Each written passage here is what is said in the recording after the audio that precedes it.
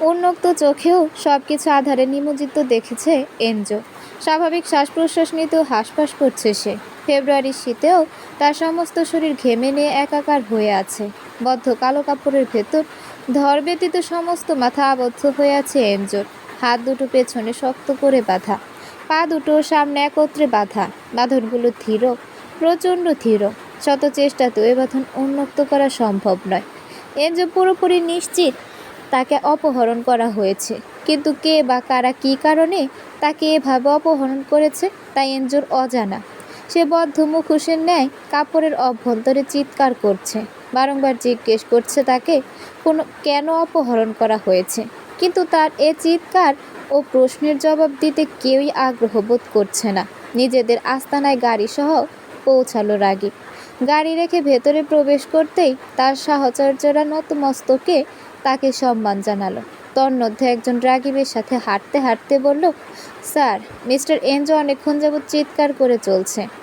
রাগীব জরুরি কণ্ঠে বলল, স্কচটেপ লাগিয়ে মুখ বন্ধ করে দিতে পারোনি? লোকটি জবাব দিল না। রাগীবের হাতে একটি লাঠি দিয়ে বলল, স্যার, আপনি চেয়েছিলেন এটা।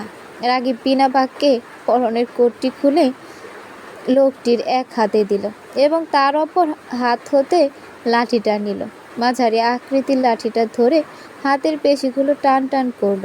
অতঃপর এনজোর সম্মুখে দাঁড়িয়ে তার মাথার কালো কাপড় হটানো ব্যতীত রাগীব তাকে বেধড়ক মারতে লাগলো। অকস্মাৎ এলোপাথারি আক্রমণে এনজো বিহ্বল হয়ে পড়ল। হাত পা বাঁধা অবস্থায় নিজেকে লাঠির আঘাত হতে বাঁচাতে সে অন্ধের ন্যায় এদিক ওদিক করাতে লাগলো। করুণ শরীর চিৎকার করতে করতে অনুনয় করল, তুমি কে? আমাকে মারছো কেন? আমার দোষ কি? রাগীব এনজোর প্রশ্নের জবাব দেওয়ার প্রয়োজন বোধ করল না, বরং বিনা বাক্যে পুনরায় এনজোকে মারতে লাগলো। লাঠির বাড়িতে এনজোর সমস্ত শরীর ব্যথায় জর্জরিত হয়ে এলো। ব্যথায় রীতিমতো কোকানো আরম্ভ করল সে। কিন্তু এতে রাগীবের বিন্দুমাত্র মায়া দেওয়া হলো না এনজোর প্রতি। ফলে তার লাঠি পেটানো ক্ষণিক সময়ের জন্য বন্ধ হলো না। এনজো সাবিহার সাথে ছোট্ট বড় যে ধরনের ওই উদ্ধতমূলক আচরণ করেছে তার প্রতিটির প্রতিশোধ সে ইচ্ছা মতো নিল। বেধড়ক এ লাঠি পেটার ফলে রাগীবের ক্রোধ বাড়ল বই কি কমল না। আগন্তুকের নিকট চরম পর্যায়ে মার খাওয়ার পর এক পর্যায়ে এনজো ভয়ার্ত কণ্ঠে হরভর করে বলে ফেলল, তুমি মুক্তিপণ হিসেবে আমার বাবার কাছে যত টাকা চাইবে আমার বাবা তোমাকে তত টাকাই দেবে। একটাই রিকোয়েস্ট, আমাকে আর মেরো না প্লিজ। এনজোর হেন কথা শুনে রাগীবের বেধড়ক পর্যায়ের মারধর বন্ধ হলো। ভীষণ হাঁপিয়ে উঠেছে সে। নাক ও মুখ দিয়ে জোরে জোরে নিঃশ্বাস ছাড়ল সে। নিঃশব্দে ক্ষণিকের জন্য হাসল। অতঃপর হাতের লাঠিটা পাশে ছুঁড়ে ফেলে দিল। এ শব্দে কালো কাপড়ের আড়ালে থাকা এনজো মনে মনে বেশ খুশি হলো। ভাবল, হয়তো ও পাশের লোকটিকে টাকার লোভে পেয়েছে। এই ভেবে সে নিজ হাতে উঠে বসতে নিল। কিন্তু এর পূর্বে রাগীব চাপা ক্রোধ নিয়ে এনজো শার্টের কলার ধরে তাকে উঠে বসালো। অতঃপর তার মাথা হতে কালো কাপড়টি সরিয়ে তার শার্টের কলার চেপে ধরল। ক্রোধান্বিত কণ্ঠে চিবিয়ে চিবিয়ে বলল, এত টাকার গরম কাকে দেখাও এনজো মহাজন? তুমি জানো আমি কে? তাকে মারধর করা ব্যক্তিটি যে রাগীব তা জানা মাত্রই এনজো স্তম্ভিত হয়ে এলো। সে ক্ষুণাক্ষরেও টের পায়নি যে রাগীবে কাজটা করবে। প্রথম দিনই সে রাগীবের কাঠিন্যে ভরপুর দৃষ্টি ক্ষীণভীত হয়েছিল। তবে আজ রাগীবের ছোট্ট ধমক স্বরূপ হুমকি সে গায়ে মাখেনি। সুন্দরভাবে এড়িয়ে গিয়েছে সে। কিন্তু তার জানা ছিল না রাগীব তাকে লোক দিয়ে উঠিয়ে এনে এত নির্মমভাবে লাঠি পেটা করবে। রাগীবকে দেখা মাত্র এনজোর মুখখানা শুকিয়ে এলো। সে ক্ষীণস্বরে বলল, তুমি কে? এনজোর সহজ সরল সোজা প্রশ্নে রাগীব মুখ ফিরিয়ে হাসল। এ মুহূর্তে এনজোর প্রতি তার ক্রোধ মাথাচাড়া দিয়ে উঠেছে। সে কিছুতেই নিজের মাঝে জন্মানো ক্রোধের অনল নেভাতে পারছে না। উপরন্তু এনজোর এমন বানোয়াট ভোলা ভোলা চেহারায় এ প্রশ্ন যেন সে কিছুতেই সহ্য করতে পারল না। ফলস্বরূপ নিজের সহ্যের সীমা অতিক্রম করে সে এনজোর মুখে সর্বশক্তি দিয়ে একটা ঘুষি মারল। তার হাতের আঘাতে এনজো পড়ে যেতে নিলে সে পুনরায় তাকে ধরে ফেলল। অতঃপর পকেট হতে পিস্তল বের করে তা এনজোর মাথায় ধরল। ক্রোধান্বিত হয়ে দাঁতে দাঁত পিষে বলল, মাথাটা এমনি গরম হয়ে আছে এনজো মহাজন। তোমার এমন বেহুদা প্রশ্নে মাথাটা আরও গরম করছো কেন? এনজো নিরুত্তর। তার জবাব দেওয়ার মতো কিছু নেই। সেই স্তম্ভ রাগীবের এই রূপ দেখে, তার এহেন অবস্থা দেখে রাগীব শীতল হাসি হাসল। অতঃপর বলল, ইতালির মাফিয়া, গ্যাংস্টার এসব মানুষদের নাম শুনেছ এনজো মহাজন? রাগীবের কথা কর্ণপাত হতেই এনজোর মুখ শ্রীবাংশুটি হয়ে গেল। সে নির্বাক ও থমথমে চাহনিতে রাগীবের কিছুক্ষণ চেয়ে রইল। অতঃপর ভয়ার্ত কণ্ঠে আমতা আমতা করে বলল, এর মানে তুমি? রাগীব বিস্তৃত হাসল, বলল, ইয়েস এনজো মহাজন। আমি তোমার কি ক্ষতি করেছি? আমাকে ধরে এনেছো কেন? এনজোর প্রশ্নে রাগীব শীতল হাসি হাসল। হাতের পিস্তলটা এনজোর মুখে নিকট ঘুরাতে ঘুরাতে বলল, সাবিহাকে চেনো? রাগীবের একটি এই প্রশ্নই এনজোকে সবটা বুঝিয়ে দিল। সে তৎক্ষণাৎ হড়বড় করে বলল, বুঝেছি, তোমার কথা বুঝেছি। এনজোর এরূপ কথায় রাগীব প্রশ্নমূলক হাসি হাসল, বলল, আমি ইমপ্রেসড এনজো মহাজন। তুমি এত সহজে মেনে নিবে জানলে তোমার পিছনে এত সময় নষ্ট করতাম না। Good boy. এনজো প্রতিউত্তর করার মতো সাহস পেল না। রাগীব পুনরায় গম্ভীর কণ্ঠে বলল, তোমার মতো এসব স্যাঁচড়া ছেলেদের মোটেও পছন্দ না আমার। একটা মেয়েকে একবার বলবে, সে মানলে মানবে, না হলে নেই, কিন্তু এভাবে পিছে পড়ে থাকা কেন? তুমি কি জানো, এর আগে সোফিয়ার বার্থডে পার্টি থেকে ফেরার পথে দুজন ছেলে সাবিহাকে ডিস্টার্ব করেছিল। তার মধ্যে একজনকে দুনিয়ার হিসাব কিতাব থেকে বাইরে পাঠিয়ে দিয়েছি। বুঝো তো, বুঝতে পারছো তো কি করেছিলাম আমি? এনজো তড়িৎ গতিতে মাথা নাড়িয়ে হ্যাঁ সূচক জবাব দিল। রাগীব পুনরায় বলল, গুড বয়। এরপর থেকে যেন সাবিহার আশেপাশেও তোমাকে আর না দেখি। আর বাকি রইল পুরো ভার্সিটিতে আমার সম্পর্কে জানানো। সে চিন্তা মাথায় আনলে ঝেড়ে ফেলে দাও এনজো মহাজন, কারণ এমন কিছু করলে তুমি আর এই পৃথিবীতে রূপ রং দেখতে পারবে না। Got it? এনজো ভয়ার্ত চাহনিতে তড়িৎ গতিতে মাথা নাড়ায়। সাবিহা বিহল্লিত চাহনিতে সালমা বেগমের দিকে চেয়ে আছে। এ অবিশ্বাস্যকর তিতকুটে সত্য জানার পর সে যেন কাঁদতে ভুলে গেল। সে এখনো বিশ্বাস করতে পারছে না তার মায়ের মুখ নিজ সিংহ প্রতিটি কথা। সে থম মেরে সালমা বেগমের দিকে অনেকক্ষণ যাবৎ চেয়ে রইল। অতঃপর লঘিকম্পিত স্বরে বলল, তুমি মিথ্যে বলছো, ঠিক না আম্মু? আব্বুর সাথে নিশ্চয়ই ঝগড়া হয়েছে। সালমা বেগম মেয়ের এ অবস্থা বুঝতে পারলেন। সাবিহার প্রতি ভীষণ মায়া হলো তার। ছলছল চাহনিতে তিনি সাবিহার মাথায় হাত বুলিয়ে দিতে দিতে বললেন, একটা কথাও মিথ্যা না পুতুল, সবগুলো কথাই সত্য। রাগীব আমাকে এসব বলেছে, আর তোর বাবাকে আমি ভালো করে চিনি। সে এসব। সালমা বেগমকে মাঝপথে থামিয়ে দিয়ে সাবিহা চট করে জিজ্ঞেস করলো, রাগীব বা রাগীবের বোনের সাথে এসব কিভাবে সম্পর্কিত আম্মু? রাগীবের বোন এলো কোথা থেকে? ও তো বাংলাদেশে থাকতো। তাহলে আব্বু কি বাংলাদেশে গিয়ে? রাগীব কখনোই বাংলাদেশে থাকেনি সাবিহা। রাগীব সিসিলিতে থাকে, আর ও কোনো সাধারণ মানুষ না। গ্যাংস্টার ফ্যামিলিতে বড় হওয়া আরেক গ্যাংস্টার সে। অতঃপর সালমা বেগম সাবিহাকে শুরু হতে সব বললেন। রাগীবের সম্পূর্ণ পরিচয়, আফসার সাহেবের ঘৃণিত কাজ, সব বললেন তিনি। সাবিহা প্রতিটি কথা কাঠের পুতুলের ন্যায় থম মেরে বসে শুনল। প্রচণ্ড ধাক্কায় সে যেন অভিব্যক্তিহীন এক জড় বস্তুতে পরিণত হলো। আপন বাবা সম্পর্কে জঘন্য সত্য জানার পর কিরূপ প্রতিক্রিয়া করা উচিত বা করতে হবে তা বেমালুম ভুলে বসল সে। শুধু বারংবার তার মানসপটে নিজের বাবার হাসি মাখা মুখখানার ছবি ভেসে উঠল। তাকে আদর স্নেহ করার মুহূর্তের ছবি ভেসে উঠল। রাগীবের ভালোবাসাময় কথাগুলো কানে ঝংকার তুলল মায়ের বলা প্রতিটি বাক্য, যা কানে কানে তীব্র যন্ত্রণার উদ্বেগ ঘটালো। সাবিহা আর নিজেকে সামলাতে পারল না। সালমা বেগমের সামনে হতে উঠে গিয়ে ধীর পায়ে নিজের রুমের দিকে পা বাড়ালো। সালমা বেগম আর আটকালেন না সাবিহাকে। রুমে এসে জানালার ধারে বসে রইল সাবিহা। তার দু চোখ বেয়ে অঝোর ধারায় অশ্রু ঝরতে লাগলো। এই অশ্রুর বন্যা যেন থামবার নয়। একসাথে এত সত্য সে মেনে নিতে পারছে না। তার মন মস্তিষ্ক অগোছালো হয়ে আসছে, অনুভূতি সকল ভোতা হয়ে আসছে। কেন সব ভালোবাসায় মোড়ানো মানুষগুলো তার বিশ্বাসটা এভাবে ভাঙল? কেন তাকে কুৎসিত সত্যগুলো এভাবে জানিয়ে মাঝপথে ছেড়ে দিল? সে যে এখন একদম একা হয়ে পড়েছে, একদম একা। ভালোবাসার মানুষগুলো তাকে জীবনের সবচেয়ে বড় ধোঁকা দিল। এটা সে কিছুতেই বিশ্বাস করতে পারছে না। হাজারবারে সত্য বললেও যেন সে বিশ্বাস করতে পারবে না। কি করবে সে? এসব ভাবতে ভাবতেই চাপা চিৎকারে সহিত কান্না করলো সাবিহা। মাত্রাতিরিক্ত কান্নায় তার দম বন্ধ হয়ে আসছে। নাক টেনে জোরে জোরে নিঃশ্বাস নিচ্ছে সে, কিন্তু তার কান্নার বেগ বাড়ছে বই কি কমছে না। এত কান্নার পরও তার মনে হলো তার গলার কাছে কান্নার দলা আটকে আছে, বুকের উপর ভারী একটা পাথর পড়ে আছে। আশ্চর্য, এত কান্নার পর অসহ্যকর যন্ত্রণা লাঘব হচ্ছে না কেন, ভাবতে পারছে না সাবিহা। আফসার সাহেব প্রচণ্ড ক্রোধে রণলে জ্বলতে লাগলেন। স্বীয় নিয়ন্ত্রণ হারিয়ে পিস্তল নিয়ে তেড়ে মেরে নিজের রুমে ঢুকে পড়লেন তিনি। টকবকে উত্তপ্ত রক্ত তার মাথায় চড়ে বসেছে। এ মুহূর্তে তার একটাই কাজ, নিজের স্ত্রীকে প্রাণে মেরে ফেলা। আফসার সাহেব রুমে ঢুকেই রকিং চেয়ারে বসে থাকা সালমা বেগমের মাথায় পিস্তল তাক করলেন। অকস্মাৎ এমন কিছু হয় ভীষণ ঘাবড়ে গেলেন সালমা বেগম। ফলস্বরূপ কোনো রকমে চেয়ার ছেড়ে উঠে আফসার সাহেবের সম্মুখপানে দাঁড়ালেন। তাকে দেখে তৎক্ষণাৎ আফসার সাহেব ক্রোধিত স্বরে বলে উঠলেন, তোর তো সাহস কম না, তুই আমার লক্ষ টাকার খনীয়ভাবে মাটিতে ছিটিয়ে রেখেছিস। তোর মতো ছোট লোকের কি জানা আছে ওই ড্রাগের প্রাইস কত? সালমা বেগম কিছু বললেন না, নির্বাক চিত্তে দাঁড়িয়ে রইলেন। প্রথম পর্যায়ে খানিক ভীত হলেও আফসার সাহেবের দিশেহারা অবস্থা দেখে তিনি মনে মনে ভীষণ খুশি হলেন।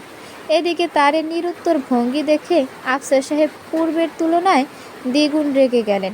অতি রাগে তার বাম হাত অল্প বিস্তর কাঁপতে শুরু করলো। তবুও তিনি পূর্ণদমে পিস্তল তাকে তাক করে রইলেন।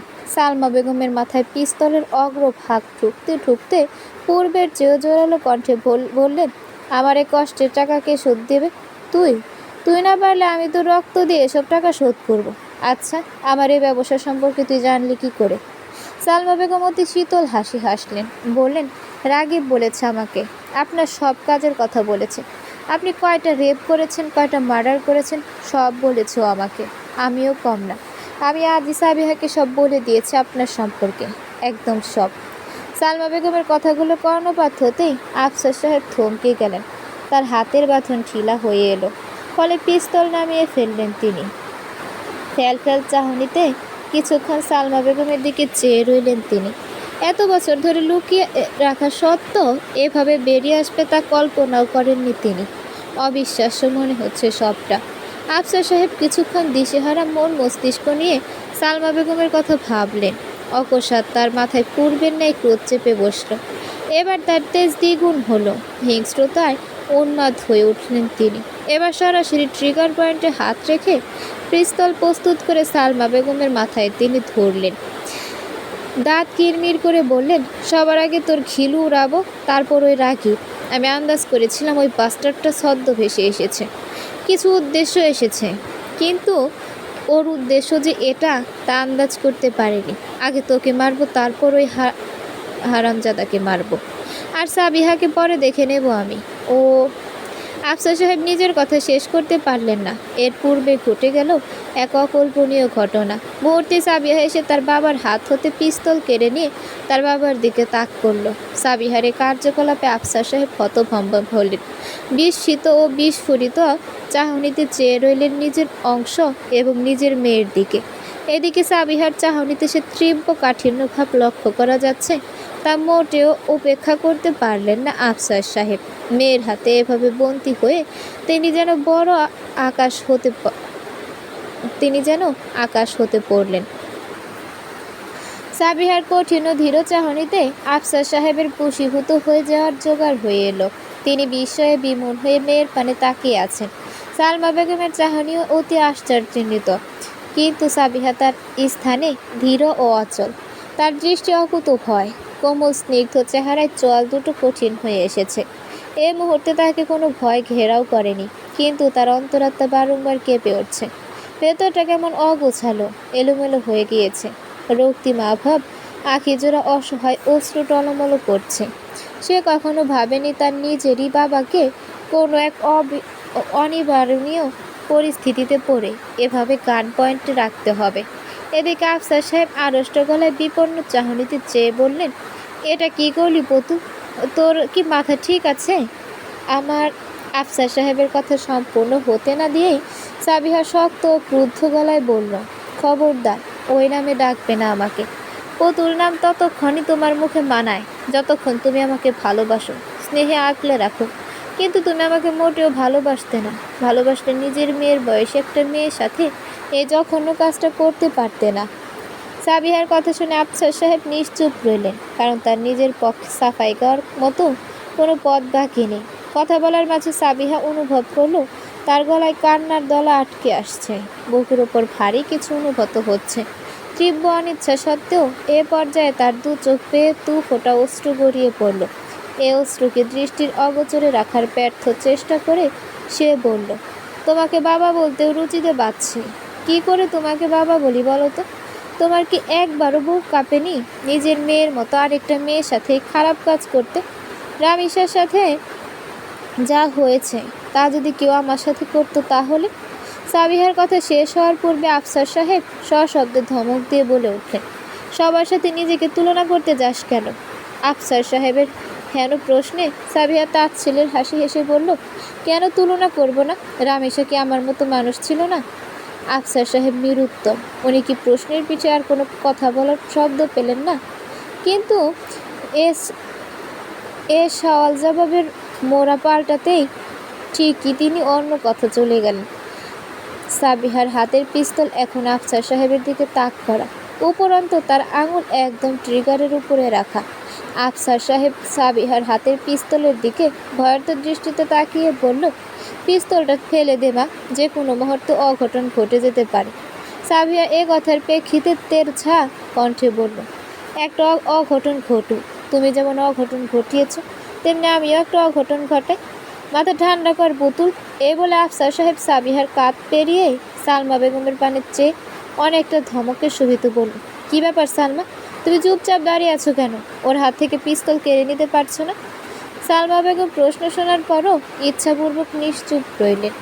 মায়ের হয়ে যেন সাবিহা বলে উঠল, আম্মুকে হুকুম করছো কেন?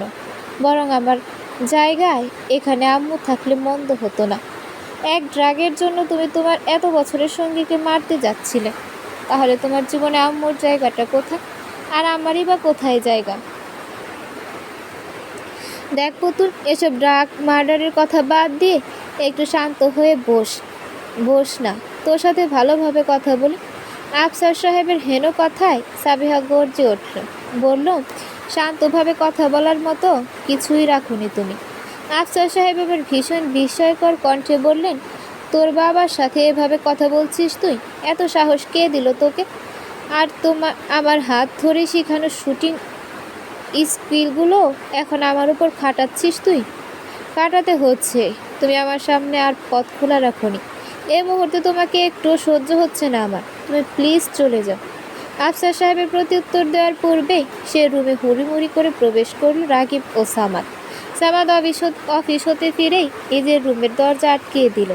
আর রাগিব মাত্রই বাহির হতে বাড়িতে ফিরছিল।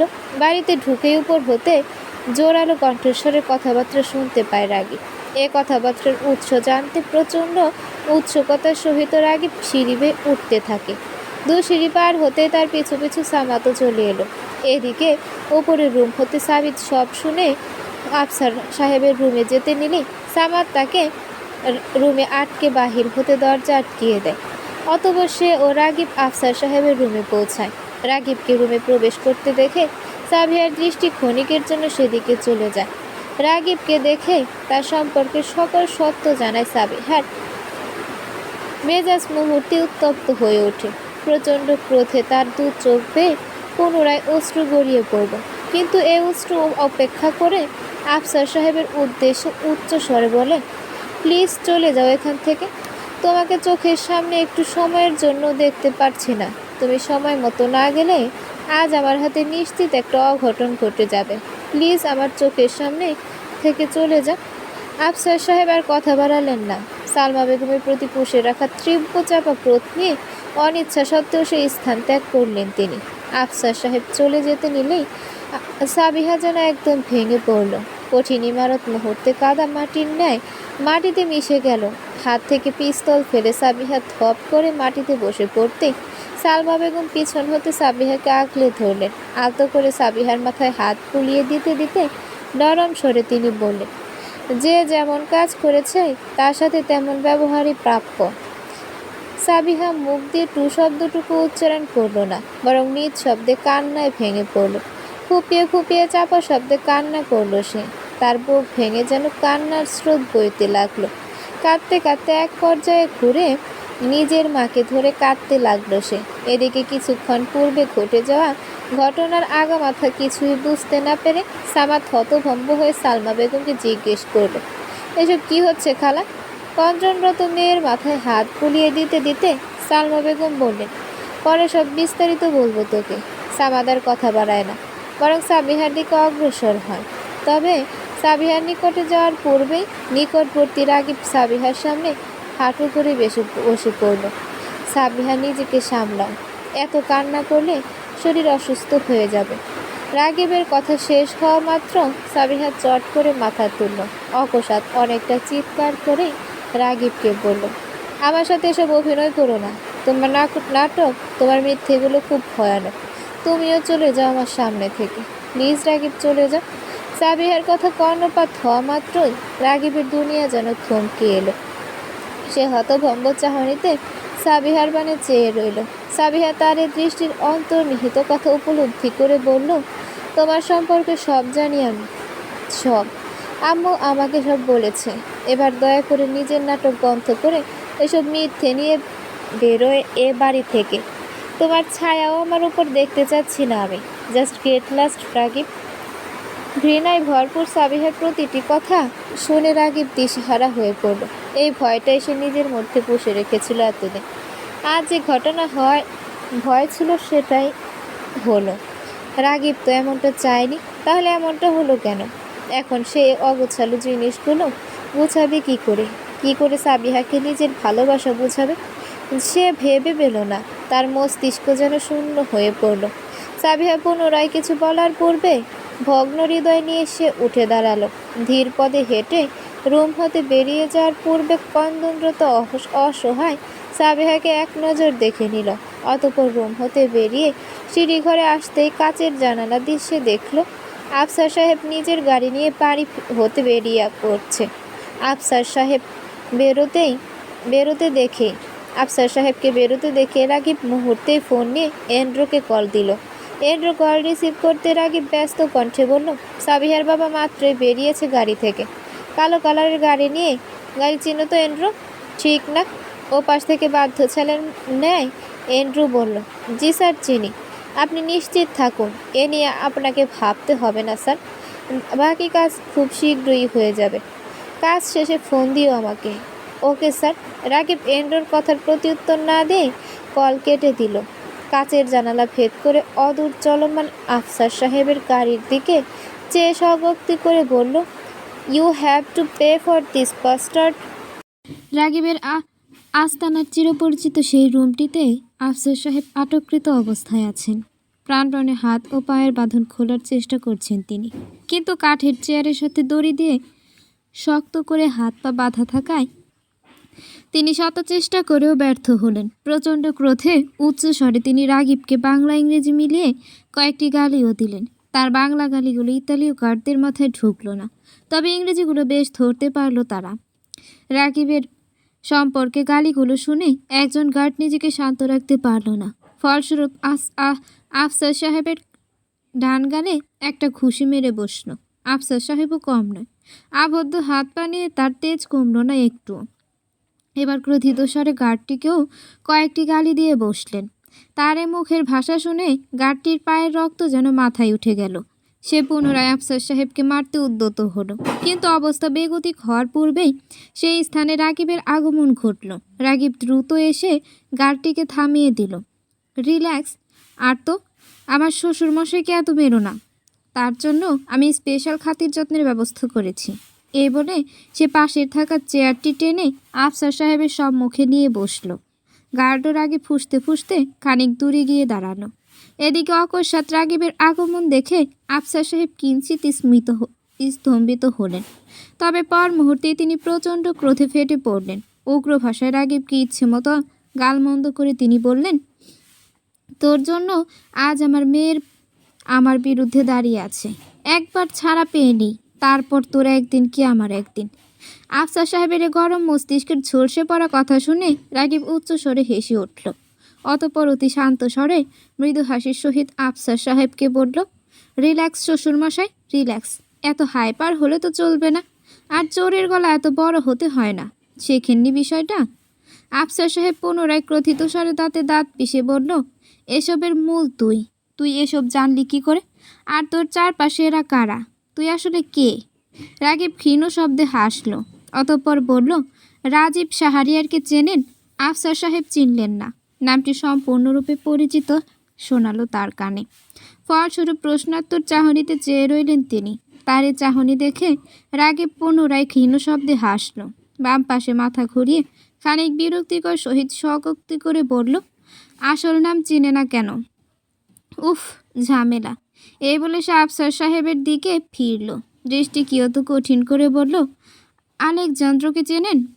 আফসার সাহেব চমকিত হলেন। দৃষ্টি স্থির হয়ে এলো। তবে তার স্থির দৃষ্টিতে আশ্চর্যজনিত ভাব স্পষ্ট। তিনি কিছুক্ষণ বিস্মিত দৃষ্টিতে রাগিবের পানে চেয়ে রইলেন। অতঃপর অস্ফুট স্বরে বলে উঠলেন, গ্যাংস্টার আলেজান্দ্র। রাগিব যেন এবার হাঁপ ছেড়ে বাঁচলে এমন ভাব করে বলল, যাক, চিনতে পারলেন তাহলে। এই বলে সে আফসার সাহেবের দিকে চেয়ারখানি এগিয়ে নিল। বসে থাকা অবস্থায় সে আফসার সাহেবের দিকে সামান্য ঝুঁকে ফিসফিস করে বলল, ইয়া, গ্যাংস্টার আলেজান্দ্র। আমি তার একমাত্র ছেলে, আর রামিসা ছিল তার একমাত্র মেয়ে। রাগিবের হেন কথা কর্ণপাত হওয়া মাত্রই আফসার সাহেব থমকে গেলেন। চক্ষু পল্লব বিস্তার হলো বিস্ময়ে। মুখের ভাষা হারিয়ে ফেললেন তিনি। বারংবার রাগিবের শেষ কথাটি তার কানে ঝংকার তুলল। রামিসা আলেকজান্দ্র উর্ফে রাজীব শাহরিয়ারের মেয়ে। তিনি এটা জানতে পারলেন না কি করে?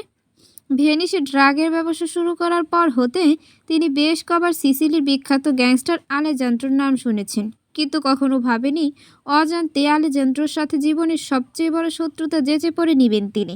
রামিসা আলেজান্দ্রর মেয়ে জানলে তিনি কখনোই রামিসার সংস্পর্শে যেতেন না। উপরন্তু এখন তিনি এও জানলেন রাগিব আলেজান্দ্রর ছেলে।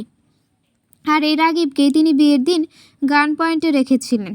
ভাবতে গা শিউরে উঠল তার। রাগিবের নিকট হতে সব জানার পর তিনি এখন নিশ্চিত যে এ যাত্রায় রক্ষা পাওয়া দায়। এ ভাবতেই তার গলা শুকিয়ে কাঠ হয়ে এলো। তিনি শুকনো একটা ঢোক গিলে রাগিবের পানে চাইলেন। রাগিব তারে ভয়ার্থ ও স্তম্ভিত দৃষ্টি দেখে ভীষণ লজ্জা পেল।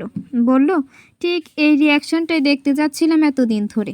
সঠিক সময়ে সঠিক রিয়াকশন দেওয়ার জন্য থ্যাঙ্কস শ্বশুরমশাই। সম্বোধনে জোর করে বলল রাগিব। সে পুনরায় বলল, তাহলে নিশ্চয় অনুমান করতে পারছেন আপনার সাথে এরপর কি কি হতে চলেছে। আফসার সাহেব নির্বাক। তিনি এখনও সেই ধাক্কা হতে বেরিয়ে আসতে পারেনি। উপরন্তু নিজের কৃতকর্মের ফলে ভবিষ্যৎ পরিণতির কথা ভেবে তিনি আরও শিউরে উঠলেন। রাগিব তার শোচনীয় প্রতিক্রিয়া পর্যবেক্ষণ করে বলল, নিশ্চয় চোখের সামনে অতীত ভাসছে, ঠিক না? এটা জেনে রাখুন যে আপনাকে কোনো ছাড় দেওয়া হবে না শ্বশুরমশাই। আমি এটা সিউরিটি দিতে পারি যে আপনার পরিণতি হবে সবচেয়ে ভয়াবহ, যা আপনি কল্পনাও করতে পারবেন না। কারণ আপনি রামিসার রেপিস্ট ও খুনি। শেষোক্ত কথাটি বেশ কাঠিন্যের সহিত বলল সে। তার চাহনিতেও ছেয়ে উঠছে তীব্র কাঠিন্যের ছাপ। আর সময় গড়িয়ে যেতে যেতে এ কাঠিন্য ক্রোধে পরিণত হতে লাগলো।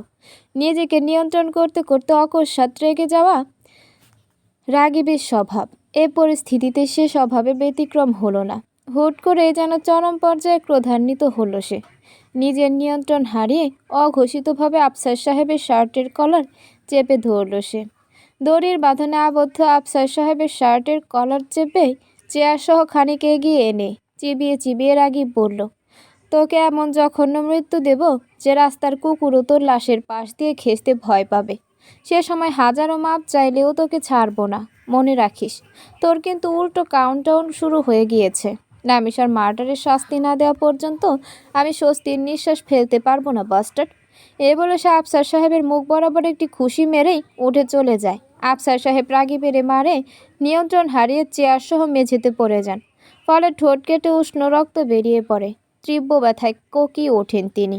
রাগীব চেয়ার ছেড়ে উঠে কয়েক কদম এগুতেই অনেকের সাথে তার সাক্ষাৎ হয়। অনেক সিসিলি হতে কিছুক্ষণ পূর্বে ভ্যানিশ এসেছে। ভ্যানিশে পৌঁছানো মাত্র এসে তাদের নির্দিষ্ট ঠিকানায় চলে আসে। অনেক মেঝেতে পড়ে থাকা আফসার সাহেবের দিকে দৃষ্টি দিয়ে রাগীবকে জিজ্ঞেস করলো, মেরেছিস নাকি?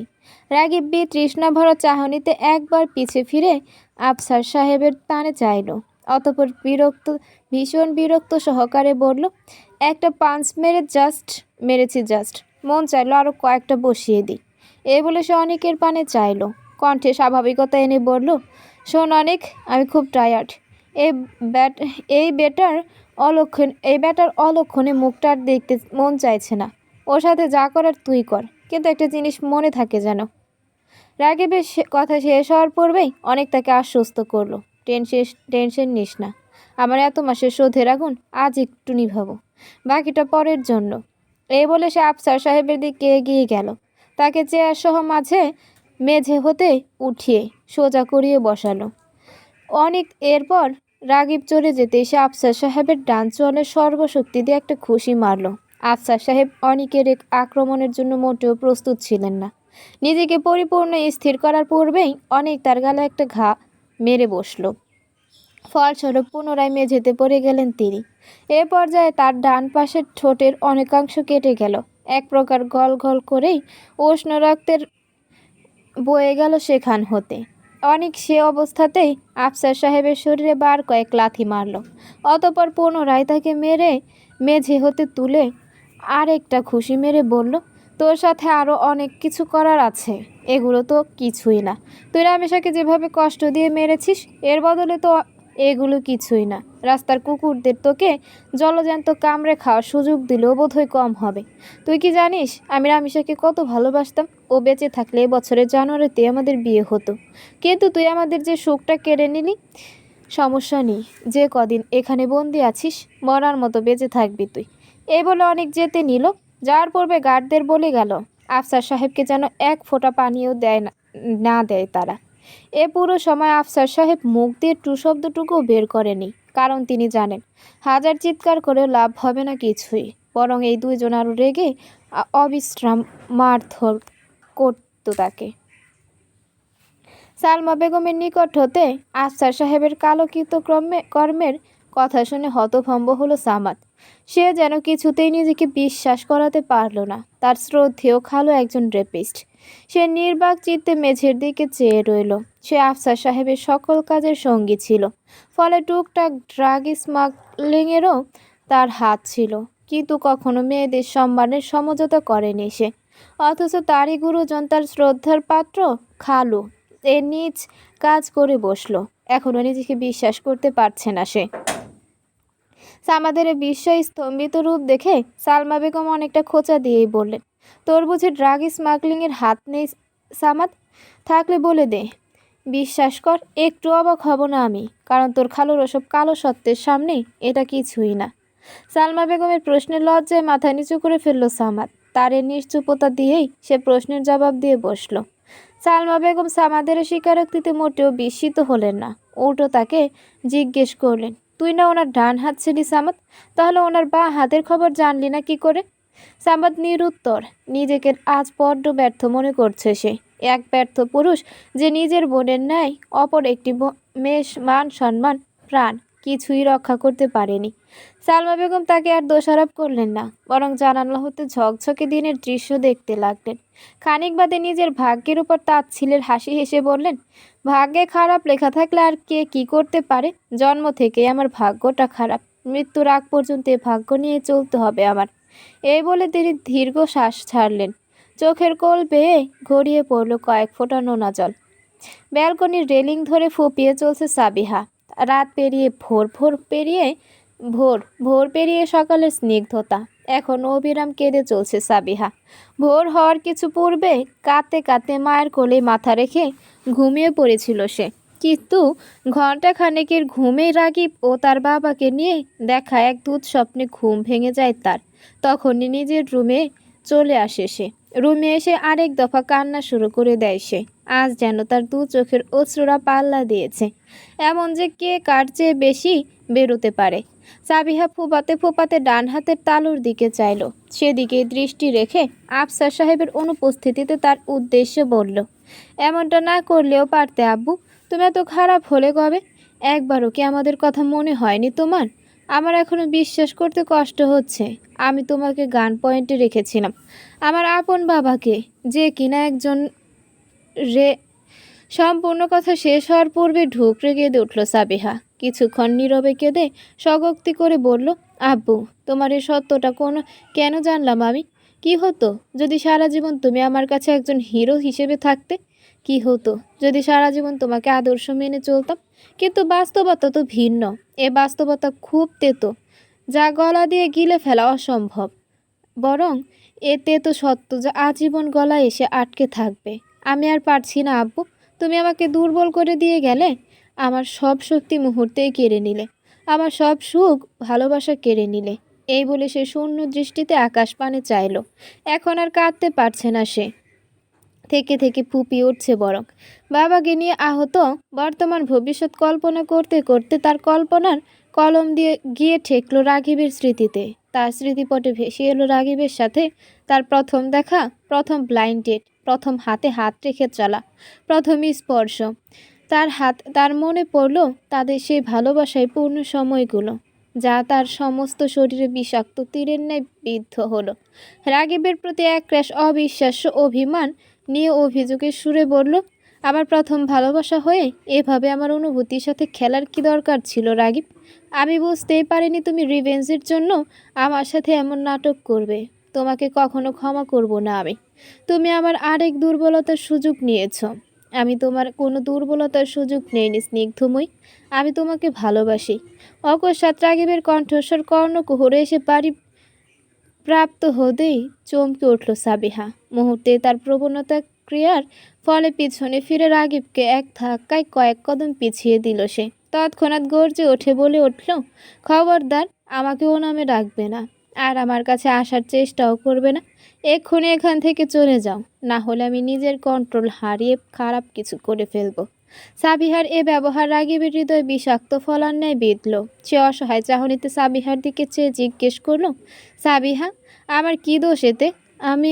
রাগীবকে মাঝপথে থামিয়ে সাবিহা চিৎকার করে বলল, আমি তোমার কোনো কথা শুনতে চাই না এখন। আমার মেজাজ প্রচণ্ড খারাপ হয়ে আছে। আমি চাই না আমার দ্বারা খারাপ কোনো কাজ ঘটে যাক। তুমি প্লিজ চলে যাও রাগীব, চলে যাও। এই বলতে বলতে সাবিহা নতজানু হয়ে বসে কান্নায় ভেঙে পড়ল। রাগীব লক্ষ্য করল তার স্নিগ্ধময়ীর মলিন মুখখানা। তার ভীষণ মায়া হলো এই মুহূর্তে সাবিহাকে দেখে রাখা, সাবিহার পাশে থাকা। সাবিহার মনোবল বাড়ানো উচিত ছিল তার, কিন্তু সে ব্যর্থ। সে এসবের কিছুই করতে পারছে না। সে নিরুপায়। আজ বক্ষস্থলে আঁকড়ে রাখা মানুষটি তাকে সেখানে আঘাত করে চলছে, কিন্তু মুখ ফেটে কিছু বলতেও পারছে না সে।